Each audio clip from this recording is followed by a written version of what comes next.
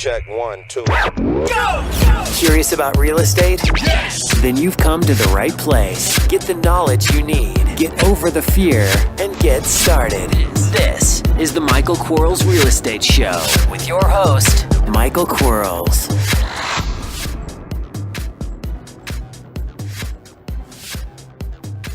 Hello everybody, Michael Quarles. Welcome to my real estate show. Today we have podcast 174.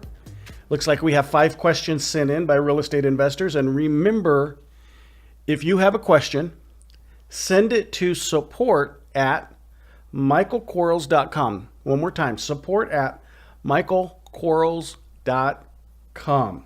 Before we get started, I have to let everybody know today is the first Monday of 2016, and I'm sure if you're like most everybody else, you have set some New Year's resolutions. Let me tell you that they're wonderful things, as I think resolution is another word for goal.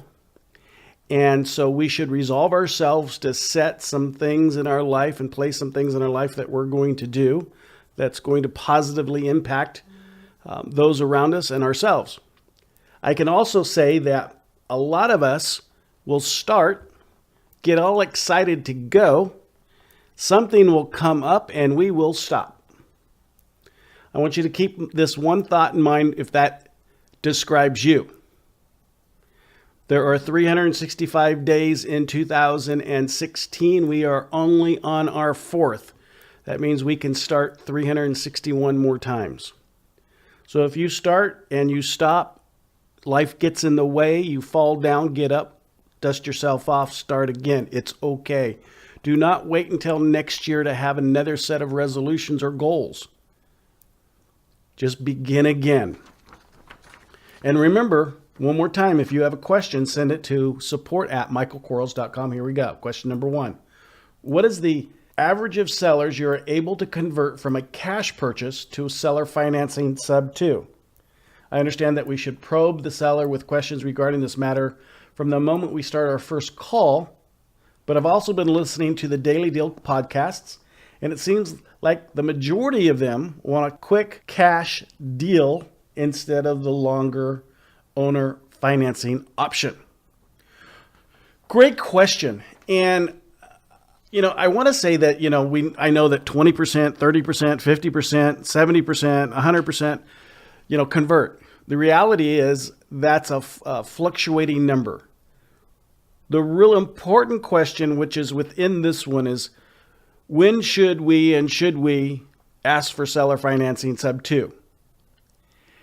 And the answer to that one is we should always ask for it. And we start asking for it in the call that we have with the seller. One of the questions we ask the seller is when we convert their sales price to the walkaway money, and we say something like, when I take care of the loan balance, how much walkaway money, the amount of money that you think is fair that you're going to put in your pocket, do you want? Well, I'm starting the conversation of seller or sub 2 in that case. Now, seller financing, when we make our presentation, we start talking about those things. When we hear little things like, I'm collecting rent, I've been collecting rent, I have great tenants, I'd keep the property, but I just don't like having the tenant issue anymore. I don't like the responsibility of landlording. I want to be a mortgage holder. They don't say it that way. But everything they say indicates that they want that monthly income. Now, keeping in mind that if we're a flipper, someone who buys property and then has the intention of selling it fairly quickly, that's a flipper. So that seller financing arrangement is very short term. And to communicate that to a seller, or to get a seller to say and yes to that commitment, when it is short term, in a lot of cases, pretty simple. Let's face it, if they don't sell it to us, it could take them the same amount of time that we're willing to negotiate with them on seller financing and actually pay them off to sell it to somebody else. So if I buy their house and it closes in in a month and I get a term and I pay them off in 6 months, so it's a 7-month total, it could take them 7 months to find somebody else that wants to give them their money. Who knows? And people like knowing that they have their property sold and they're going to have this amount of money coming to them at some date in the future. So we can absolutely use that, not necessarily to our advantage, but the advantage of both parties, and get seller financing. But from an average perspective, my Alexes answer the phones, the Ryans call them back and get the contract, and the Angel always tries to get seller financing or sub 2. Sub 2 is pretty simple, let's face it. The loan's on the house, we're going to buy the house sub 2.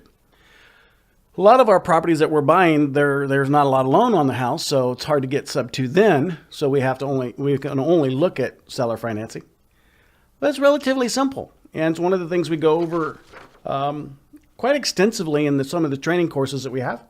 And I would say it's a healthy percentage. Not 100%. I wish it were 100%, but it's not. Your cash should be reserved for those times that you have to use it, not for those times when you don't have to use it. So just to go out there and buy with cash because you have the cash is I think the inappropriate use of your cash. Leave it in the bank and get seller financing, sub 2 financing, or a combination of the two, or maybe a combination of all three. So always try to do that. And some people have asked me in the past, and I think it's a great question. Why do people sell to you subject to? And there's a time in my life that's the only way I could buy, so that's why they sold it, because if they wanted to sell their house, that's how I bought. So I didn't have a choice of doing cash or anything else. I didn't know anything about seller financing, so that was the option. But as we learn and we grow and we become wealthier, other avenues are available to us. However, subject to is a really good one. I do believe, and correct me if you think I'm wrong, that's fine. I don't mind being corrected if I'm wrong. But I do believe in a subject to transaction, we should not be buying them marginally and reselling them on a sub 2 where we're doing a wrap of the sub 2, although we can. I believe we shouldn't. And we should never buy a sub 2 that we can't perform on. So what I mean by that is you buy a house subject to the existing loan, you're becoming responsible, although not credit responsible, for that mortgage. You should have already in advance the ability to pay that mortgage payment. You should already have in advance the ability to cure that mortgage if the lender does accelerate the due on sell clause. Some people don't. Big answer for a little question, I apologize. Question number 2. Is there a possibility to listen to the negotiation or follow up with sellers who are prospects for seller financing or subject to alternatives? This would definitely be a big help. No, there's not really. And here's why. We have to stop it somewhere. I hope you guys can appreciate that. I can't open up everything and let, the carte blanche kind of stuff, but I appreciate wanting to. And, we do cover a lot of that in some of the training that we offer. And if that's something that you want to learn about, absolutely. Let's have a chat and conversation about that. It's easier for, I think, you, and better for you, to have some one-on-one guidance than to listen to a situation you may not know all of the reasoning behind some of the conclusions that we're coming to. So, you may hear seller financing, sub 2 financing, but you may not understand some of the underlying mechanisms or reasons for the willingness or lack thereof of the seller. And you're just taking it at carte blanche, and I'd rather you know some more. And we know more when we start discussing sub 2 seller financing on each transaction. So I'd rather you learn that way. And besides, like I said again, and it's not something I'm trying to be greedy with. It's somewhat private. I don't, for lack of better words, it's proprietary. Question number 3. Can you explain in detail which financing options we have with a seller who only wants cash. Well, they only want cash. Now, you can offer them financing options. You can offer them a fully amortized 30-year note, no interest rate. So you have a 100% principal payment going towards the balance.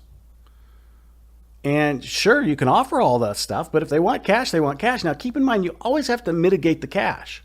So your cash is going to be your lowest cost or your offer to the seller. And now we're not offering. So let me back up. We're not making offers. We're saying yes to an offer. But we can't, on a cash transaction, we can't say yes to a 70 cents on the dollar offer. We have to at least be under 65 cents on the dollar if we're going to go cash. And the reason for that is we know that we're going to have some cost to our cash, whether we're taking it out of the bank or we're buying it from Guido or hard money lenders or equity lenders or someone else. So we know there's going to be cost involved. And so we can't be over 65. I'd rather you be under 60 all day long. So keep that in mind. But if someone wants cash, they want cash. When we go in there and we start talking to a seller about buying their house and asking them things like, what are you going to do with the money? When did you need your money? All those kinds of good things. And they start talking to us about buying the next house, going on vacation, paying off bills, blah, blah, blah. If we can't find a solution that replaces what they need the money for, then it's a cash transaction. But if someone comes to me and say, well, as an example, I bought a house from someone who needed the cash to buy the next house. And so I asked them, I said, so is the next house picked out already? And they said, no. Great. When do you think you're going to need your cash to buy the next house? And he says, well, I don't need my cash for a certain period of time. And he named me that period of time. So if I could give you your cash within that period of time, that would be fine with you? And he said, yes. So we ask the questions. We solve for why they need the cash from us now. And even if someone says, well, I just don't want to deal with it, I just want the cash, that's fine. If we can't solve for that, I don't want to deal with it, I just need the cash now, by offering them more money later, because that's what the equivalent is. And, if you have to offer less money for cash, then they can get more money later by financing it for us.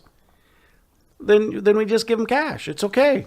And if you don't have the cash, by all means, don't enter into an agreement to pay someone cash knowing you can't perform. Now, if you believe you can perform, then that's okay. But if you know you can't perform, like there's no possibility ever of you coming up with the money to buy the house, then yeah, don't do it. But if you've got some private lenders out there, some joint venture partners, some hard money lenders, 401, whatever, and all this kind of good stuff, yeah, it's okay. You may not have the cash sitting in Bank of America, checking account, but if you have the availability of getting the cash, I think it's appropriate to enter into the agreement. If you don't have the cash and want to enter into a cash agreement and not know where your cash is coming from, then you should enter into an option agreement. You should let the seller know that, hey, I want to buy your house. I'm going to go out there and find my cash to give it to you in 60 days. And in the meantime, if you find somebody else with cash, please, I want to enter into an agreement that gives me the right to go ahead and close on this transaction, give you the cash, or step aside. I think if you do that, I think that's fine. But don't enter into an agreement knowing you don't have the cash or no ability to get the cash, or don't even think you have the ability to get the cash. And there's some people out there that do that, and I think shame on them. Question number 4. In many podcasts I've listened to, Ryan's calculating some numbers on the side when negotiating a final offer with the seller, and then saying that this number may or may not work if taken to the board. Is this a negotiating technique? Yes. We do not have a board. So I have a person that they have to clear the numbers through. It's not a board. The board and no one laugh at this when I tell you what the board is, okay? The board is the thing they write the deal down on to get the okay from the person who says, yes, you can buy that house. So it's a chalkboard, a grease board, one of those big 4-foot by 8-foot boards.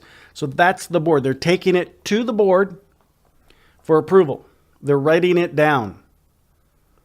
It's a technique. They literally are taking it to the board, by the way. We're not defining to the seller what the board is, but it is a board.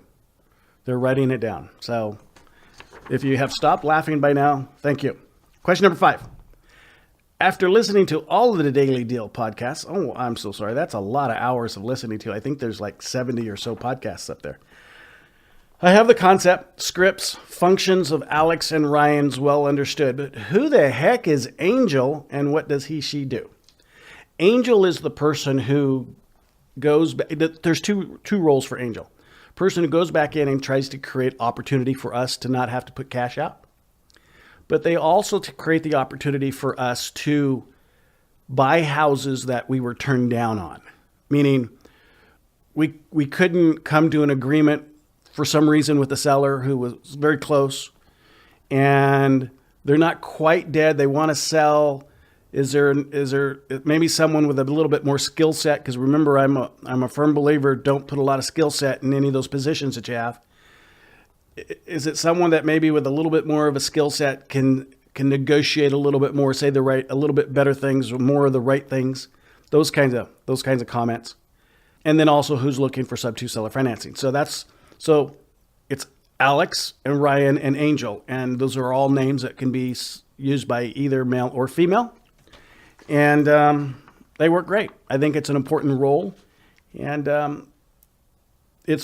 don't know if those of you that are listening have had the experience of separating those 3 roles into, I have a phone answering person, I have a callback person who's going to negotiate, get a contract, and then I have a third person who takes the contract that we've received and tries to renegotiate it into some seller financing sub-2, or goes to the seller that we didn't receive a contract on, but we're close, and tries to negotiate a way for that contract to happen. I don't know if any of you have ever been in a situation where you have all 3, but if you were or are, then you'll understand that there's a value to having a supervisor, somebody else looking at it, much like the board. And it works great. Works really great. I am enjoying these guys. I really am. And remember, if you have a question, send it to support@michaelquarles.com, and we will ask your question and try to answer it. And we'll go from there. Look forward to talking to you on the next podcast. You guys have a great day. Bye-bye. Thanks for listening to the Michael Quarles Real Estate Show. Get more info and stay in touch at michaelquarles.com.